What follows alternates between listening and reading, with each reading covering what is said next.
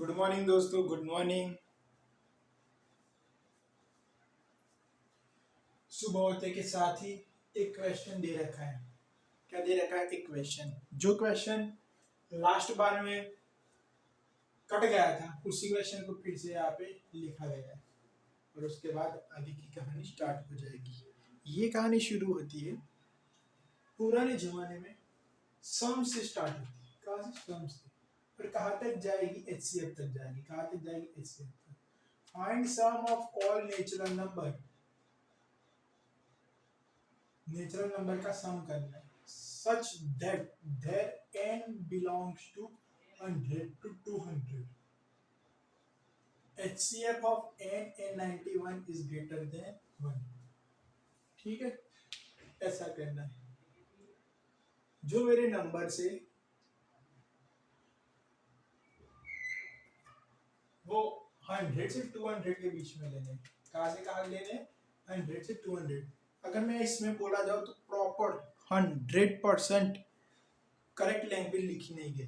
ठीक है, लेकिन तब भी अब अपने को क्या करना पड़ेगा? मानना पड़ेगा। यहाँ पे कोई बोलेगा कि सम ऑफ नेचुरल नंबर, किसका नंबर? 1 + 2 + 3, उसका नहीं, उसका नहीं। n, जो n होता है वो लेना है हमें 100 से 200 के बीच में। किसके बीच में? 100 से 200 के बीच में। ठीक है, पर फिर भी एक कंडीशन ले रखी है कि आपको सीरीज कैसी बनानी है कि जिसका HCF n और 91 का HCF ग्रेटर देन 1 है। किसका है? कैसा है? Greater than 1। So greater than 1 आने के लिए एक कंडीशन होती है कि हाईएस्ट कॉमन फैक्टर 1 से ज्यादा होना चाहिए। कैसा होना चाहिए? 1 से ज्यादा होना चाहिए। मतलब कि ऐसे दो लोगों को पसंद करना है जिसमें 1 से ज्यादा हो। मान लो कि n की जगह पे मैं मान लूं कि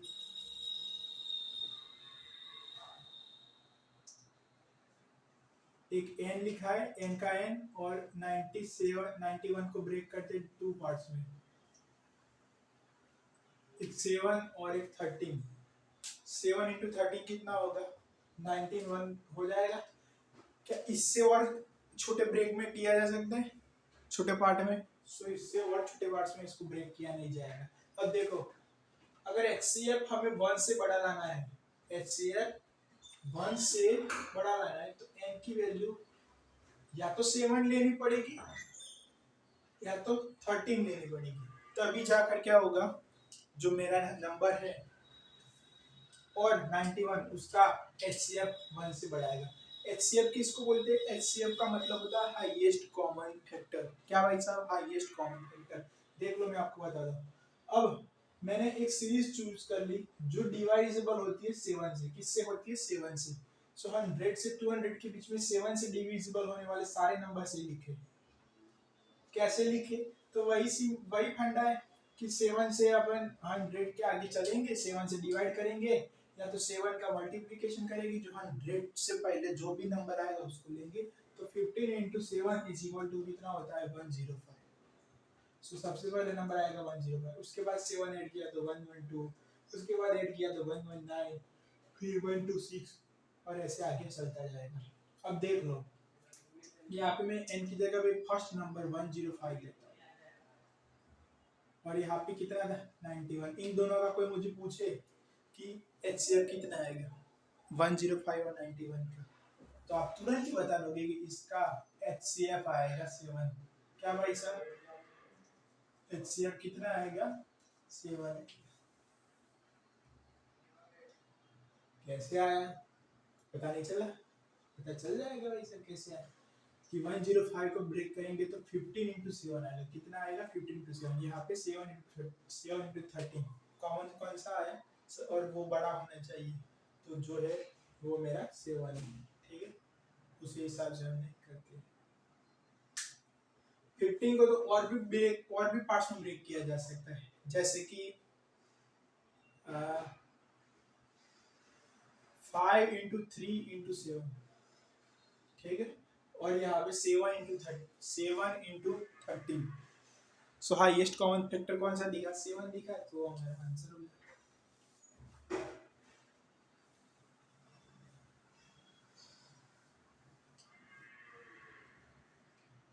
फिर आगे आगे आता है 112 और ऐसे सारे नंबर ले सकते हैं जिसका ये सारे नंबर का HCF 91 के साथ 7 आएगा। फिर दूसरा नंबर जो 13 से डिवाइड हो, किससे डिवाइड हो 13 से, सो वो सारे लिख रखे हैं। सबसे पहले आएगा 104, फिर 117 130। ये तो लिखा है मैंने 13 का ही टेबल, 104 117 130 30 का ही टेबल लिखा है, ठीक है। सो 30 का टेबल लिखेंगे तो ऑब्वियसली बात है इसमें कौन सा आएगा 13 आएगा, इंटू 8 आता है, क्या आता है इंटू 8। सो 13 वाला सबसे बड़ा है और 13 बड़ा मतलब कि 13 वाला कॉमन है और वो क्या बन जाएगा हाईएस्ट कॉमन फैक्टर बन जाएगा HCF के लिए।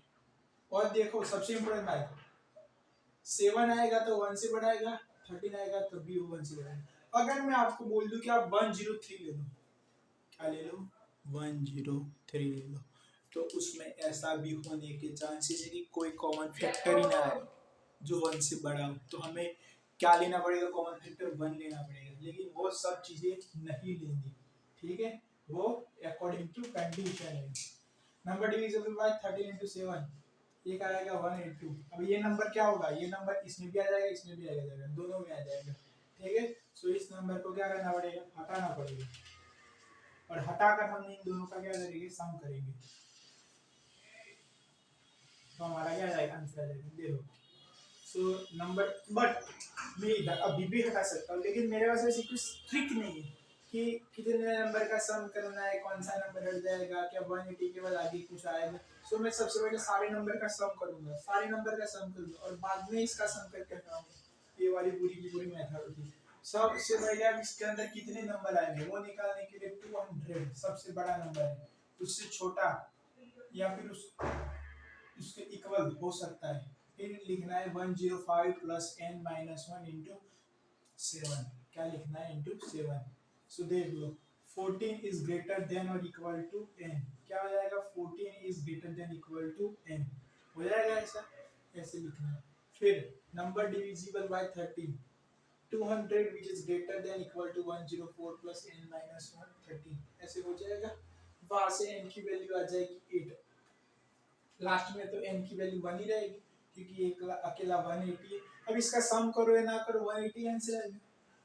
उसके बाद S14 उसको क्या कर देना है ऐसे लिखना है 14/2 प्लस 2 इंटू 105, यहाँ से आया 13 कहाँ से आया 13 मतलब number of terms 4, 14 minus 1 13 into 7 common difference, ठीक है। ये इसके लिए है, ये भाई सब इसके लिए है और ये वाले इसके लिए है, ठीक है। 8/2 2 into 104 plus 8 minus 1 7 into common difference 30 minus 182 7.301 plus 4.299 minus 182, यहाँ से फाइनल आंसर आएगा 3121। ये था हमारा आंसर। यही क्वेश्चन था जो लास्ट बार में छूट गया था, क्या गया था छूट गया था, कट गया था, वैसे बोलना चाहो तो कट गया था।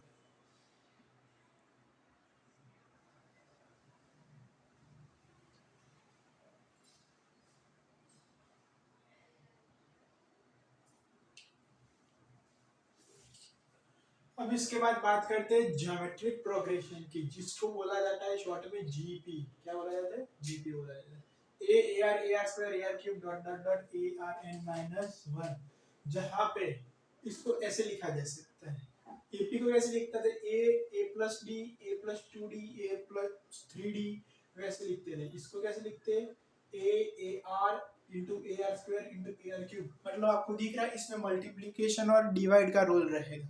एपी में जनरली रोल किसका रहता था एडिशन और सब्सट्रैक्शन का रहता है, इसमें मल्टीप्लिकेशन और डिवाइड का रहेगा। फर्स्ट टर्म को t1 बोल सकते हैं, t2 बोल सकते हैं, फिर आगे t3 आएगा, t4 आएगा और आगे चलते जाएंगे तो tn आएगा। वैसे tn भी लिख सकते हैं और an भी लिख सकते हैं, ठीक है। तो ये तीन तरीके थे जिससे हम एक जीपी को रिप्रेजेंट कर सकते हैं। सेम टू सेम एपी को भी इस प्रकार से रिप्रेजेंट किया जाता है। अब इसमें एक खास बात होती है कि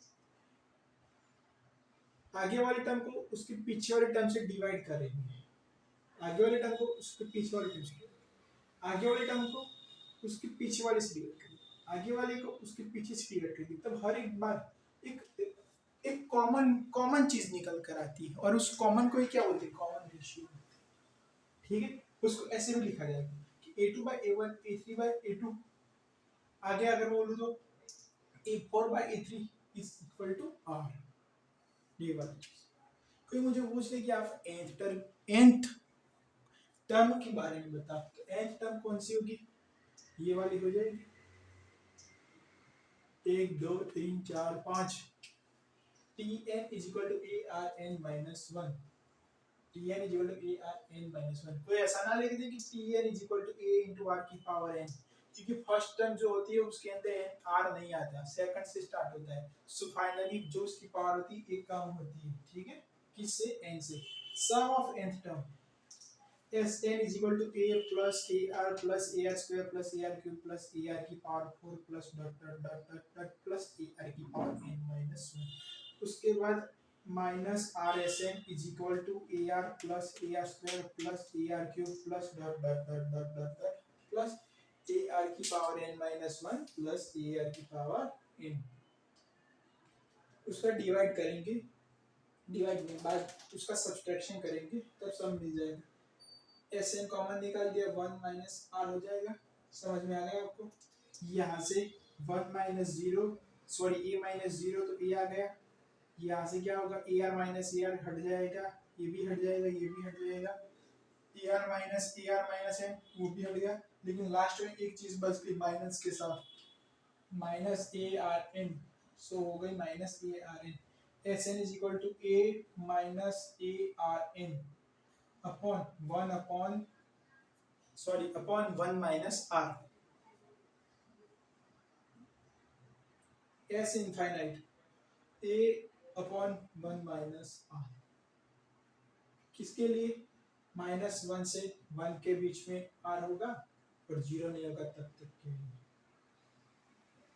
हो जाएगी ऐसी। समझ में आ गया आपको, अगर नहीं समझ में आया तो देख लो। Sn को मैं क्या ऐसे लिख सकता हूँ, a 1 माइनस r की पावर n और ब्रैकेट उसका हो गया अपॉन 1 माइनस r। कैसे लिख सकता हूँ, जी हाँ बिल्कुल लिख सकता हूँ। फिर एक बात बताइए, -1 से छोटी चीज कौन सी होती है, -1 से छोटी 0.99 होती है। अब 0.99 माइनस का, अब इसका क्या करना है, स्क्वायर करना है, कितना आंसर आएगा, करिए आप खुद ही। क्या आंसर बढ़ेगा या कम होगा, मतलब कि मैं ऐसे पूछ रहा हूँ कि 2 का स्क्वायर करूंगा तब आंसर कितना आएगा, 4 आएगा, लेकिन मैं 0.99 का आंसर स्क्वायर करूंगा तब आंसर क्या बढ़ेगा या छोटा होगा, सो आंसर छोटा होगा, इसमें बड़ा हो गया, क्या हो गया, बड़ा, लेकिन इसमें छोटा हो गया। मेरा कहने का तात्पर्य ये है कि अगर हम 1 से छोटी चीज लेंगे तब आंसर छोटा ही हो जाएगा, और ये तो 2 था, यहाँ पे कितनी पावर करनी है, इनफाइनाइट पावर करनी है, कितनी पावर करनी है, इनफाइनाइट, तो ये कहाँ तक चला जाएगा, 0 तक चला जाएगा। सो 1 माइनस 0 क्या होगा भाई साहब, 1 आ गया, आ जाएगा ना 1। सो 1 आएगा तो a लिख सकते हो ऊपर और नीचे 1 माइनस r लिख सकते हैं। ओके, माइनस पार्ट माइनस आ गया होगा तब भी क्या हो जाएगा, 0 हो जाएगा, और प्लस आ गया होगा तब भी क्या हो जाएगा, 0 हो जाएगा। मतलब कि 0 के अगर माइनस लिखो प्लस लिखो उसकी इक्वल वैल्यू है। और 0 लेना नहीं है, क्यों नहीं लेना, क्योंकि अगर 0 ले लेंगे तो 1 माइनस क्या हो जाएगा, r हो जाएगा, 1 माइनस r मतलब 0, सो नीचे क्या आ जाएगा, 1 आ जाएगा, और ऊपर की बात करें 0 की पावर क्या हो जाएगी, इनफाइनाइट। 0 की पावर इनफाइनाइट जो होती है वो इनडिटरमिनेट फॉर्म होती है, कौन सी फॉर्म होती है, इनडिटरमिनेट फॉर्म, और उसका आंसर सीधा आता नहीं, मतलब निकाला नहीं जा सकता। सो दैट अपन 0 की पावर इनफाइनाइट की बात नहीं करें।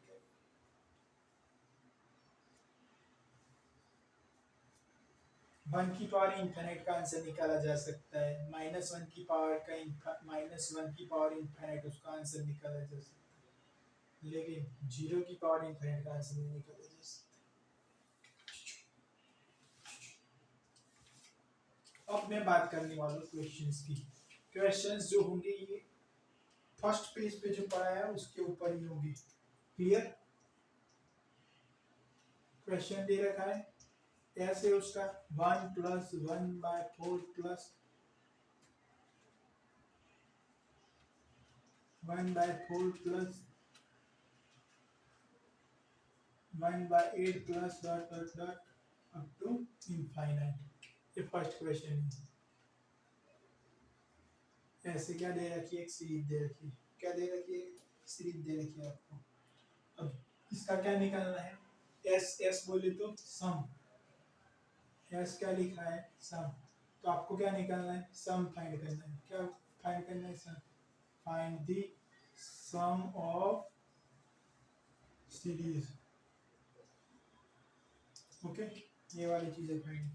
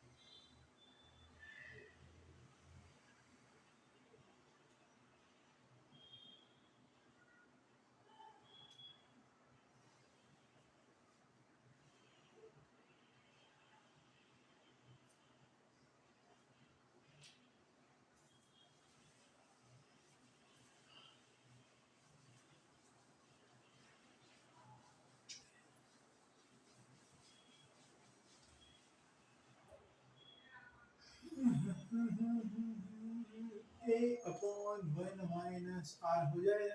r निकालिए भाई सब इस सीरीज के अंदर। सो सेकंड वाले टर्म को फर्स्ट वाले टर्म से डिवाइड करा, थर्ड वाले टर्म को किससे डिवाइड किया मैंने? सेकंड वाले से किया। यहाँ से क्या आंसर आया? 1/2। यहाँ से क्या आंसर आया? 1/4 इंटू 1/2। सो फाइनल आंसर कितना आएगा? 1/2। मतलब r मेरा आ गया 1/2। सब में से कॉमन निकालते तो 1/2 आंसर आ रहा है। फर्स्ट टर्म कौन सी है? 1 1 माइनस 1/2 कितना आएगा भाई सब जरा बताइए। 1/1/2 माइनस 1 डिवाइडेड बाय 2। ऊपर 2 चला गया, नीचे 1 आ गया। Answer is 2। इस पूरी की पूरी सीरीज का सम करूंगा, इनफाइनाइट तक जाएगी, तब उसका आंसर कितना आएगा? 1 आएगा। कितना आएगा? सॉरी कितना आएगा? 2 आएगा।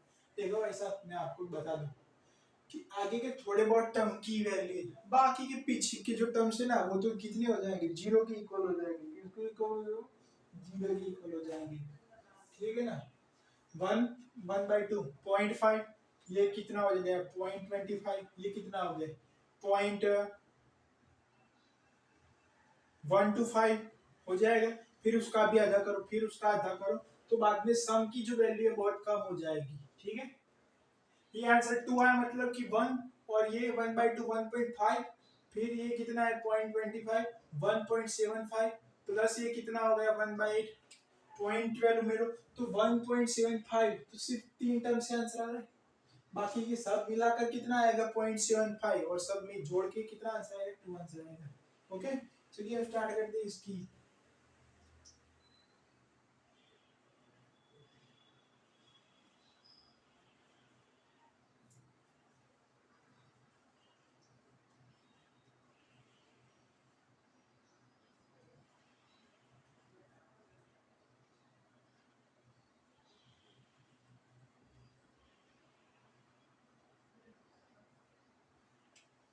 P10 निकालना है इसका आंसर। क्या करना है? इसका आंसर निकालना।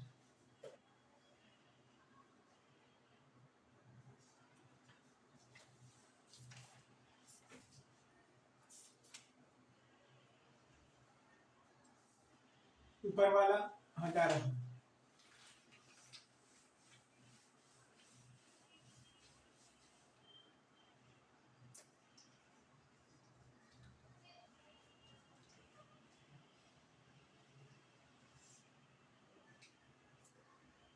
क्या लिख रहा हूँ मैं भाई साहब? प्रॉपर्टीज लिख रहा हूँ।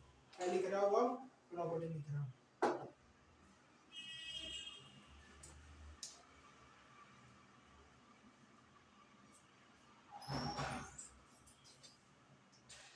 कोई सी भी एक जीपी होगी, कोई सी भी एक जीबी होगी, मान लो कि यही जीपी है,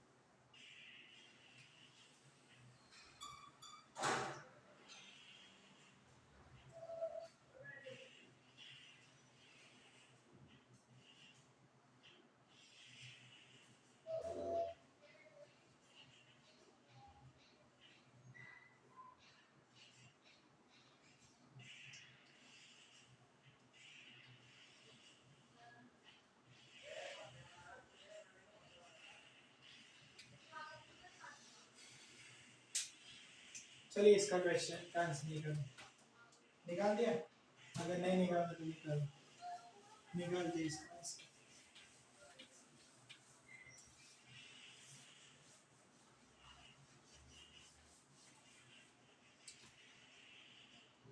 T3 को अपन कैसे लिख सकते हैं, आपको पता होना चाहिए कि भाई सब उसके लिए R A लिख सकते हैं, R लिख सकते हैं, पावर 2 लिख सकते हैं। T6 उसके लिए लिखना हो तो ऐसे लिख सकते हैं क्या? जी हाँ, बिल्कुल लिख सकते हैं। निकालना क्या है? टी की 10 निकालनी, टी की 10 निकालने के लिए सबसे पहले मुझे क्या मिलना चाहिए? सबसे पहले मुझे मिलना चाहिए ए मिलना चाहिए और आर मिलना चाहिए। सो निकल आएगा। सो यहाँ से क्या करेंगे? दोनों का डिवाइडेशन करेंगे, तो डिवाइड करने पर क्या आंसर आएगा? ये ऐसे डिवाइड कर दो,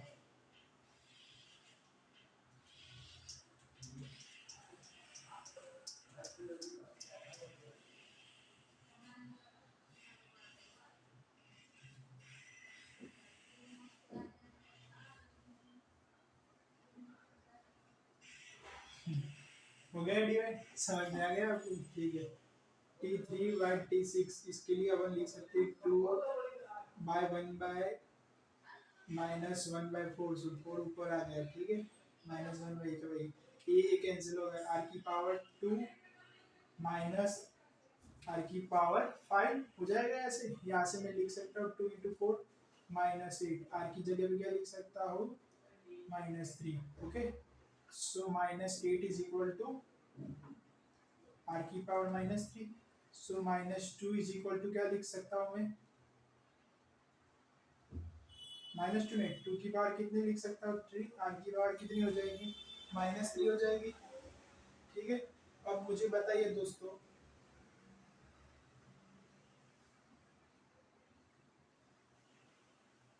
कि यहाँ से क्या मिलेगा मुझे? यहाँ से एक चीज नहीं मिलेगी। r की वैल्यू क्या मिल रही है मुझे? -2 नहीं मिल रही है, क्योंकि ये यहाँ पे माइनस आ रहा है, ये गलत हो रहा है।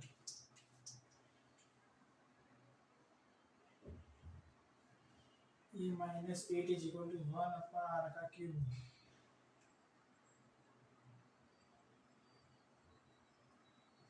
तो मैं यहाँ से r का क्यूब इज इक्वल टू क्या निकाल सकता हूँ? 1/-8, इसके लिए लिख सकता हूँ -8 का 8 और 2 की पावर -3, ऐसा लिख सकता हूँ क्या? जी हाँ, बिल्कुल लिख सकता हूँ। लेकिन बेस सेम है कि नहीं उसका क्या पता, क्योंकि पावर ही सेम नहीं आ रही। अगर बेस सेम होगा तो मैं r की जगह पे एक चीज लिख सकता हूँ, क्या लिख सकता हूँ, r इज इक्वल टू -2। अगर मैं यहाँ से मान लूँ तो मैं एक चीज लिखना चाहूंगा, r³ इज इक्वल टू -2 की पावर -3।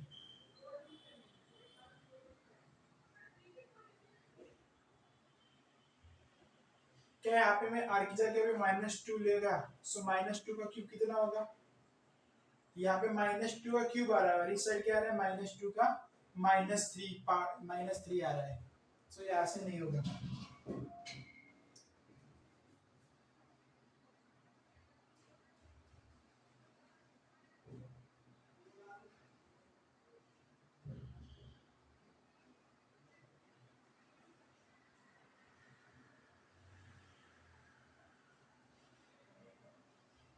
क्या एक चीज कर सकता हूँ, r³ plus 2r³ is equal to 0 लिख सकता हूँ।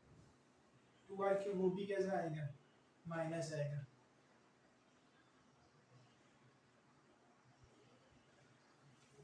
चलिए ये सब नहीं हो रहा, r की वैल्यू निकालना है मुझे यहाँ से,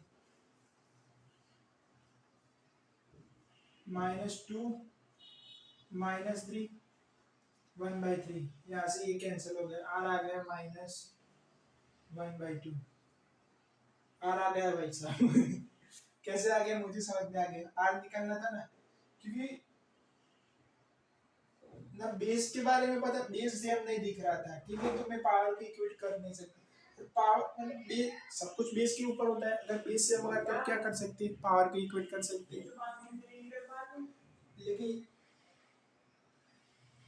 बेस इक्वेट था नहीं तो पावर को इक्वेट करने के लिए बाकी नहीं है। तो अब दूसरी बात, आर का क्यूब है, क्यूब को उस साइड भेज दिया, क्यूब को उस साइड भेज दिया तो क्या हो गया भाई, 1/3 हो गया, 1/3 से 3 कैंसिल हो गया, -2 की पावर -1 आ गया, सो उसको नीचे ला दिया तो 2 हो गया, माइनस आगे था वो हो गया, मिल गया मुझे -1/2। चलिए यहाँ से स्टार्ट करते T3 में डालते हैं, T3 कितना होगा, 2 T3 B3 नहीं लिखना, 2 is equal to a r की पावर -1/2 और उसका स्क्वायर, a -1/2 -1/2 इंटू -1/2 पॉजिटिव हो जाएगा, सो आंसर मेरा आ जाएगा 1/2 इंटू 1/2 1/4, यहाँ पे 2 ऑलरेडी दे रखा है, so a is equal to 2 into 4 8, A की वैल्यू कितनी आ गई, 8 आ गई। ओके चलिए उसके बाद last T10 T10 is equal to a r की पावर 9,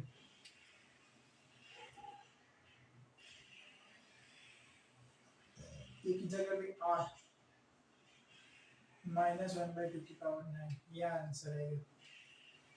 करिए भाई साहब, मैं नहीं कर रहा, 8 क्रॉस -1/2 की पावर 9 कौन करेगा, करना हो तो कर लो, 1/2 की पावर 9 माइनस आंसर आएगा इसका, -8 तो आगे है, सो 2 की पावर 3 अगर कैंसिल करनी है तो कैंसिल कर दो,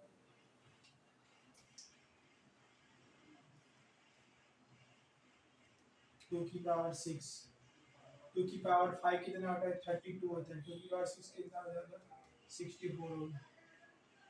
आंसर का एक लिखा है क्या, नहीं लिखा, ठीक है, तो ये मेरा आंसर था। इसको अब हटाने का टाइम आ चुका है, इसको हटा रहा हूँ।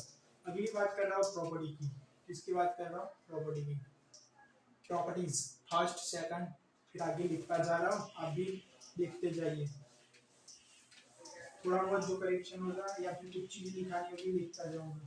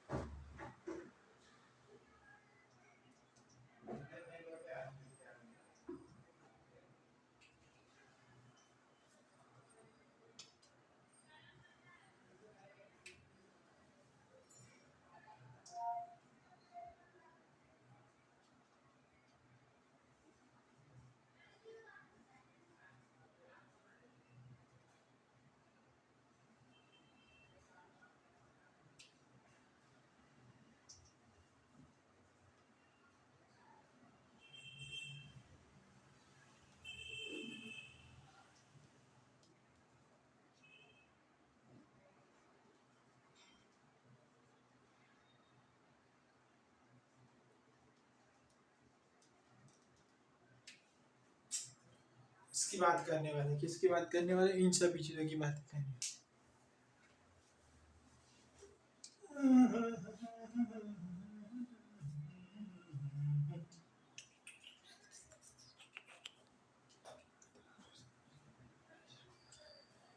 प्रॉपर्टीज फर्स्ट प्रॉपर्टी की मैं बात करूं तो क्या लिखा है, 2 4 8 एंड 16, 8 एंड 16, ठीक है।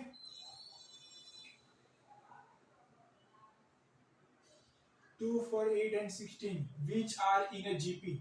अब जीपी में है ये वाले चार टर्म, उसके अंदर मैंने लेमड़ा से मल्टीप्लाई कर दिया, फर्स्ट वाले में देख रहे हो। तब भी सब कुछ किस में मिलेगा, मुझे जीपी में ही मिलेगा, या फिर डिवाइड कर दूं तब भी मुझे जो सब कुछ मिलने वाला है किसके अंदर मिलेगा, जीपी के अंदर मिलेगा, ठीक है। सेकंड की बात करता हूँ, three term A by R A R, या फिर मैं लिख सकता हूँ इस चीज को ही ए आर स्क्वायर। देखो क्वेश्चन के अकॉर्डिंग हम इसको ले लेंगे। अब इसकी बात करूँ तो भाई साहब इसको भी इस प्रकार से लिखा जा सकता है, ठीक है, क्वेश्चन के हिसाब से आप लिख सकते हो, लेकिन ये वाली चीज फेमस होती है ज्यादा, A by R square, A by R A R cube, cube आएगा, चेक कर लेते फिलहाल अभी, आर बाय आर स्क्वायर हो जाएगा।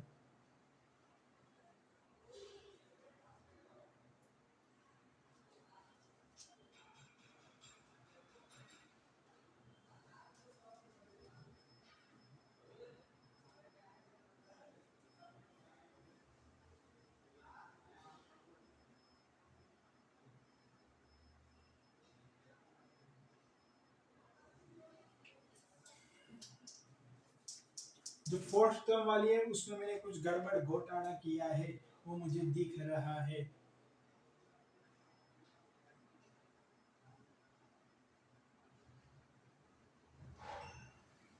आपको दिख गया क्या, यहाँ पे मैं स्क्वायर कर दूं तो 1/r डिवाइडेड बाय 1/r, तो r स्क्वायर हो जाएगा। यहाँ से क्या आ जाएगा, यहाँ से आंसर आएगा r। चलिए इसका और इसका करते हैं। सो r ऊपर आएगा, नीचे क्या आएगा 1/1/r, so that answer is r square. Okay, r square हो जा रहा है इसका आंसर, क्या हो रहा है इसका आंसर, डायरेक्टली r स्क्वायर आ रहा है।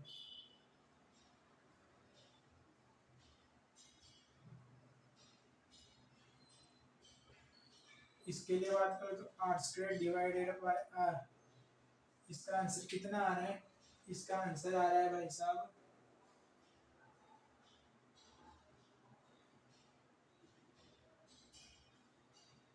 r square divided by r, तो इसका आंसर आ रहा है मेरा r।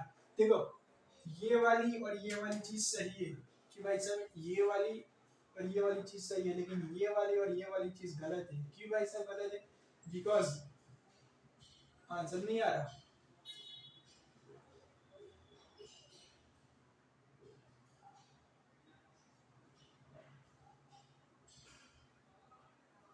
अगर मुझे यहाँ पे r लाना हो तो क्या करना पड़ेगा, इसको r स्क्वायर से मल्टीप्लाई करना पड़ेगा,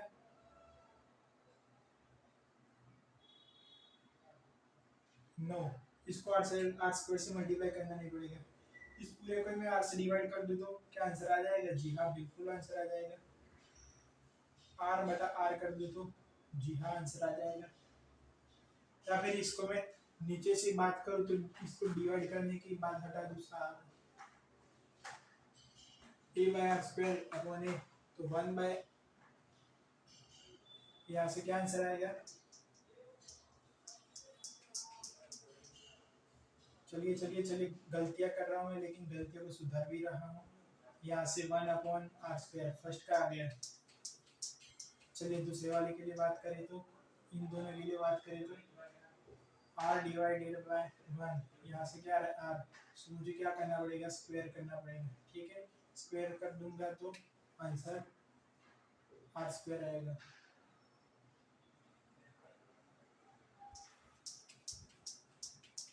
तो पूरे के पूरे टर्म को फिलहाल हटाया जा रहा है, क्या कर रहा है, हटाया जा रहा है। हटाने के बाद लिखा जा रहा है ar cube ar and ar cube. चलिए फिर से स्टार्ट करते हैं वही की वही चीजें। 1/r डिवाइडेड बाय ठीक है 1/r³ कितना आंसर आ गया r² आंसर आ गया ठीक है। चलिए स्टार्ट करते हैं r/1/r कितना आंसर आ गया r²। r³ डिवाइडेड बाय कितना आंसर आ गया r²। ठीक है चलिए ये वाली फाइनल से मुझे मिल गया। तो देखो कोई मुझे बोलेगा कि फोर्थ टर्म ऑफ जीपी है तो इसको कैसे रिप्रेजेंट करना है ऐसे a1/r³ a/r³ ठीक है इस प्रकार से रिप्रेजेंट करना है। सो फिफ्थ वाली टर्म को कुछ अलग प्रकार से करना पड़ेगा 1/r into 1/r²। r आएगा यहाँ से आंसर कितना आएगा r आएगा यहाँ से आंसर कितना आएगा यहाँ से आंसर आएगा अब r यहाँ से क्या आंसर आएगा r आएगा ठीक है। तो ये हो गई फिफ्थ टर्म जीपी कि ये कौन C fifth term of GP. सो हमें इस प्रकार से क्या करने नंबर चूज करने। समझ में आ गया मुझे भी समझ में आ गया आपको भी समझ में आया। Three terms are in GP और कौन से ए बी सी। सो क्या आंसर आएगा b/a और c/p। सो b² = ac हो जाएगा जी जरूर हो जाएगा। फोर्थ प्रॉपर्टीज कौन सी प्रॉपर्टी फोर्थ इसको बोलते हैं ज्योमेट्रिक मीन बोल सकते हैं जियोमेट्रिक मीन। आगे कौन सा आया था एरिथमेटिक मीन ये मेरा कौन सा मीन है जियोमेट्रिक मीन। उसके बाद बात करो तो a > 0 r > 1 जीपी होगी 1 2 4 8 वाली। देखो r की वैल्यू कौन सी है 2 है। सो इंक्रीजिंग जीपी r की वैल्यू 0 से 1 के बीच में लेंगे तब क्या आंसर आएगा मेरा बताइए। ये ऐसा आंसर आएगा एक जीपी का ठीक है। यहाँ पे r की वैल्यू 1/2 है। सो ये ऐसे डिक्रीजिंग डाउनफॉल में चली जाएगी तो इसको क्या बोलते हैं डिक्रीजिंग जीपी। क्या बोलते हैं डिक्रीजिंग जीपी। इसके अलावा भी एक और आती है यहाँ पे तो किसकी बात की गई है इन तीनों की। लेकिन अगर मैं लिख दूं कि r is less than -1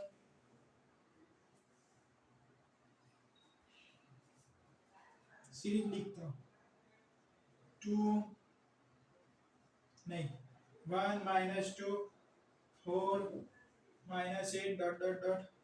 यहाँ से आगे लिखता जाऊंगा ठीक है 1 - 2 4 -8। और बताइए इसका दिस अपॉन दिस -2 होगा दिस अपॉन दिस -2 होगा। इसी वाली सीरीज को लिए क्या ये इंक्रीजिंग सीरीज है।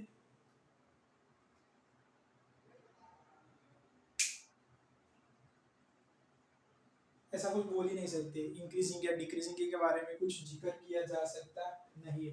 लेकिन ये भी क्या होगी एक सीरीज होगी और इसके लिए r कितना है इस सीरीज के लिए -2। मैं यहाँ पे जीपी के बारे में कुछ नहीं बोल सकता कि इंक्रीजिंग है डिक्रीजिंग है बस एक जीपी है। क्या एक जीपी है। चलिए आगे बातें करनी है मुझे और बातें करनी है तो मैं आगे चलता जा रहा हूँ आप भी चलते जाइए।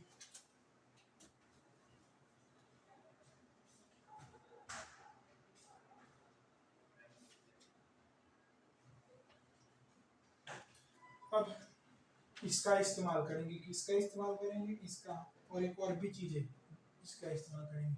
फिफ्थ नंबर की बात करता हूँ।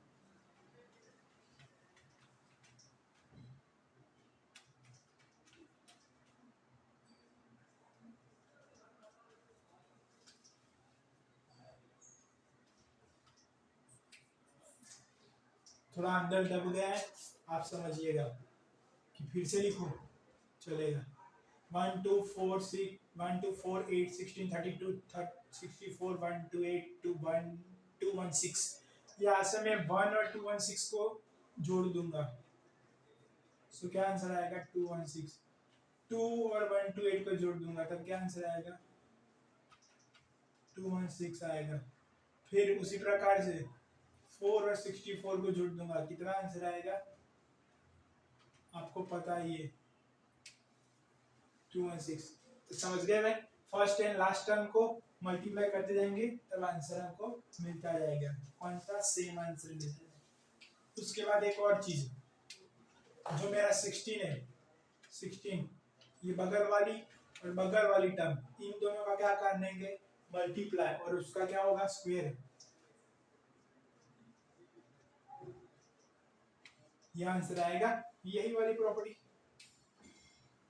ठीक है, या फिर बगल वाले का ही होगा। किसका होगा? बगल वाले का होगा।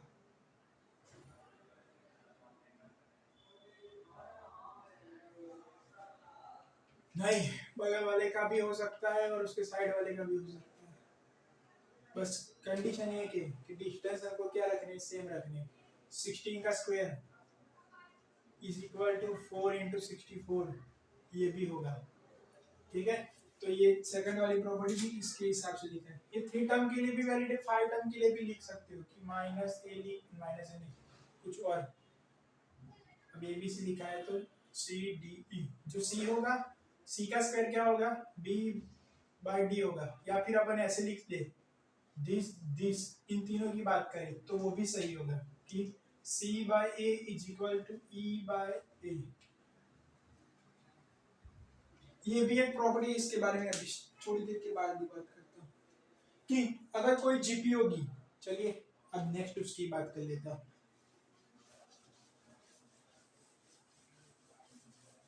अगर एक कोई जीपी होगी, क्या होगी? जीपी होगी 6, A B C D E F G ऐसे लिख रहा हूँ, क्या होगी? जीपी में होगा। ये वाली पूरी की पूरी सी जीपी है। तो यहाँ से मैं रैंडमली कोई नंबर पिकअप कर रहा हूँ इक्वी डिस्टेंस पर। कौन से डिस्टेंस पर?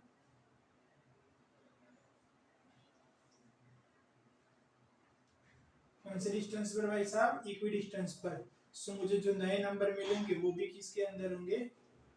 जीपी के अंदर होंगे। किसके अंदर होंगे? जीपी के अंदर। ठीक है, ये वाली चीज हमें याद है।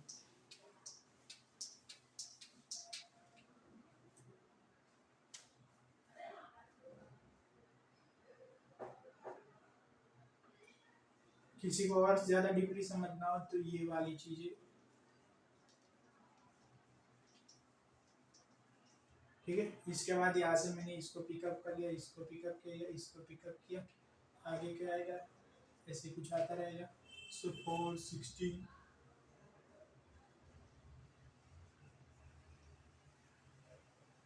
ये वाली सीरीज किस में थी? जीपी में। तो ये वाली सीरीज भी किस में होगी? जीपी में होगी। ठीक है, ये मेरी प्रॉपर्टी नंबर 6 कंप्लीट हो गई। कौन सी कंप्लीट हो गई? 6 कंप्लीट हो गई। चलिए अब उसके बाद मैं बात करता हूँ कि कोई सी भी जीपी दे रखी है, मान लो यही वाली 2 4, 1 नहीं आएगा? 1 आएगा क्या? हाँ लिख सकते हैं, 2 बाय 1 2 आएगा। ओके, 1 1 भी लिख सकते हैं। 1 2 4 8 16। ठीक है, ऐसे मुझे लिखना है 1 2 4 8 16। अब मैं बात करता हूँ कि इस चीज की, अब मुझे आगे चलना है और बात करना है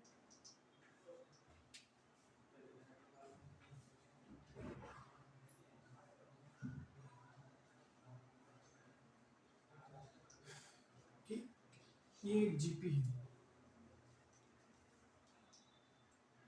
ये क्या है? जीपी। अब मैं इन सब का स्क्वायर कर दूंगा।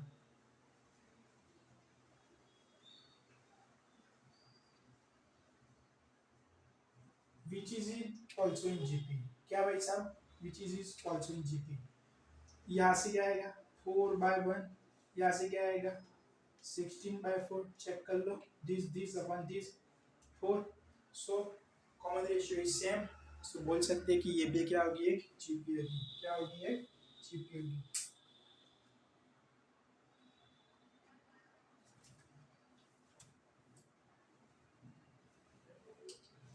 उसके बाद एक वाली चीज और है। तो ये सारी की सारी क्या थी? मेरी प्रॉपर्टीज थी। किसकी प्रॉपर्टीज थी? जीपी की। चलिए 8 नंबर वाली चीज।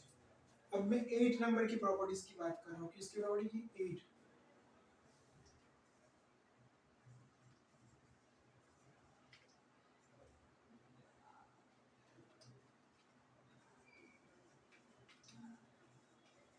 A1 A2 A3, ये सब मेरे जो बच्चे हैं A1 के A2 3 जीपी के बच्चे A1 A2 A3, वो सब किसके अंदर है? जीपी के अंदर है। किसके अंदर है? जीपी के अंदर है।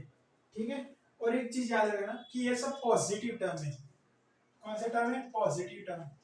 क्यों भी ऐसा लिखा रहा हूं अभी पता चल जाएगा। तब इन सभी लोगों का लॉग ले लेंगे, log of a1, log of a2 and log of a3।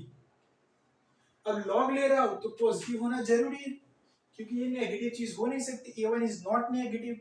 सो ये था मेरा सारा का सारा पॉजिटिव r इन ap। किसके अंदर होना चाहिए? ap के अंदर होना चाहिए। ठीक है, समझ गए? सो ये किस में मिलेगा? अब मुझे एपी में मिलेगा। किस में मिलेगा? एपी के अंदर मिलेगा।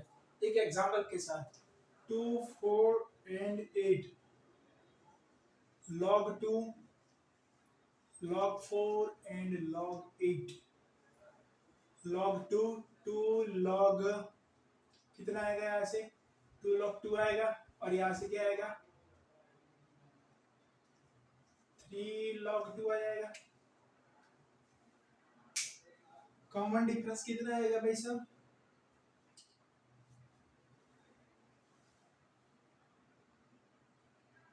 वन का आएगा, वन का ना, 1 2 3, 2 माइनस 1 1, 3 माइनस 2 कितना हो जाएगा भाई साहब? ये मेरा हो जाएगा 1। 3 माइनस 2 कितना हो जाएगा? 1 हो जाएगा। आगे एक और भी प्रॉपर्टी होती है जी एपी की, जो हमें पता है, या फिर मैं बोल दूं कि 3 टर्म है, सो उसका ज्योमेट्रिक मीन क्या होगा?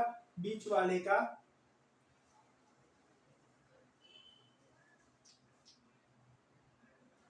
ज्योमेट्रिक मीन नहीं, arithmetic mean. 2 log 2 is equal to 3 log 2 plus log 2 divided by 2। So यहाँ से क्या जाएगा? 4 log 2 is equal to 4 log 2। आ गया वही का वही। तो अपन बोल सकते हैं कि हाँ भाई साहब, ये भी किसमें मिल रहा है मुझे? ये मुझे मिल रहा है एपी के अंदर। अब बात करते हैं नाइन्थ की। किसकी बात करते हैं? नाइन्थ की बात करते हैं। सो a1 a2 a3 a4 dot dot dot आगे चलती जाएगी सीरीज। दूसरी सीरीज लिख रहा हूँ b1 b2 b3 b4, ऐसे ऐसे आगे चली जाएगी। दोनों ही सीरीज जीपी के अंदर है। किसके अंदर है? जीपी के अंदर। सो मैं a1 इंटू b1 कर दूं, a2 इंटू b2 कर दूं, a3 b3 a4 b4, और इसी प्रकार से a1 upon b1, a2 upon b2, a3 upon b3, a4 upon b4, ये सब भी किस में मिलेगा? जीपी में मिलेगा। किसमें मिलेगा? जीपी में मिलेगा। तो ये मेरी सारी की सारी प्रॉपर्टीज थी। अब इसके रिगार्डिंग अपन क्या करेंगे? क्वेश्चन करेंगे। क्या करेंगे? क्वेश्चन किसके हो गए? जीपी के प्रॉपर्टीज के रिगार्डिंग।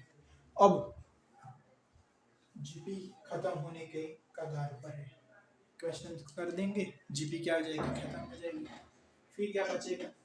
फिर बचेगा एचपी। क्या बचेगा? एचपी। और किसकी बात करेंगे इसके बाद? एचपी।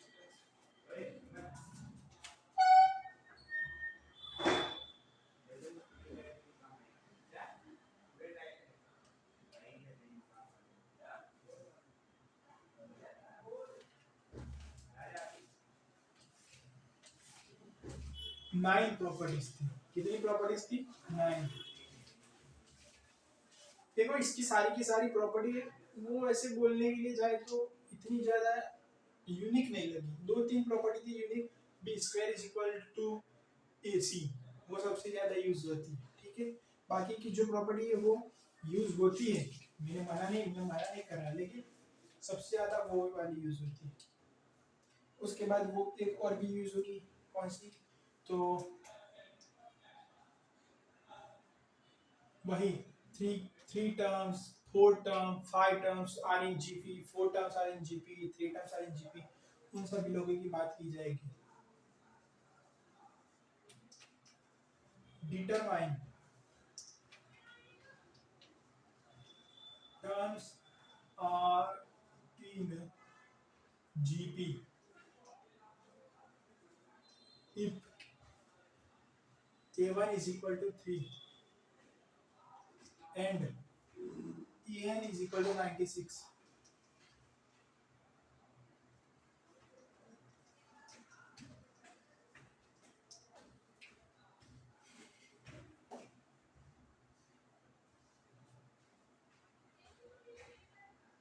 ये क्वेश्चन मिल गया आपको। टर्म निकालने, क्या निकालने? टर्म्स, टर्म्स निकालने भाई साहब, टर्म्स।